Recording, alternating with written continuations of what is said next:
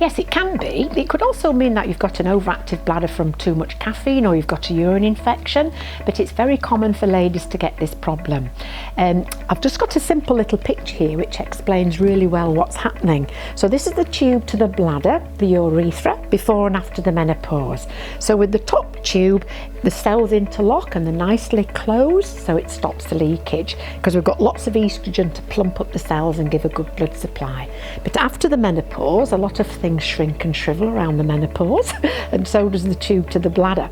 So you can see the lack of estrogen, the lack of blood supply, the tissues have actually moved away, they've shrunk a little bit, so now we've got a gap going on here, and that can cause irritation and soreness with the lack of estrogen.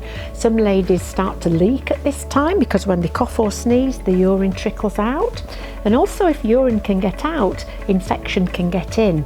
So a lot of ladies start to get urine infections at the menopause when they haven't had them before. That's because the bacteria are migrating up there.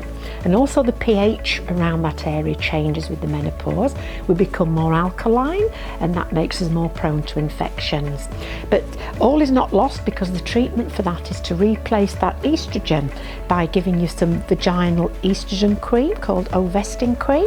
You pop it in twice a week with an applicator, but if you don't want to use the applicator, ladies are sometimes scared of putting something in the vagina, you can just pop it on your finger and rub it in.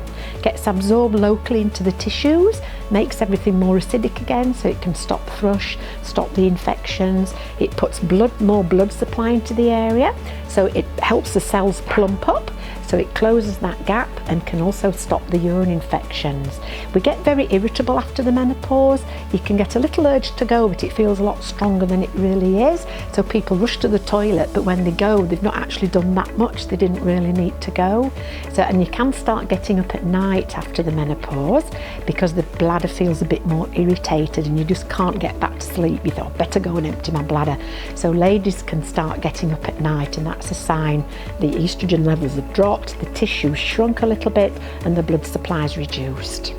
So that can be fixed, but it is a hormone, so you have to see your GP to get a prescription, because not all ladies can have this, and you may not be able to have it if you've had breast cancer or an estrogen dependent tumour or major clotting problems. So you have to see your GP, and he has to make sure it's safe for you to have it, and once you're on it, you stay on it for the rest of your life.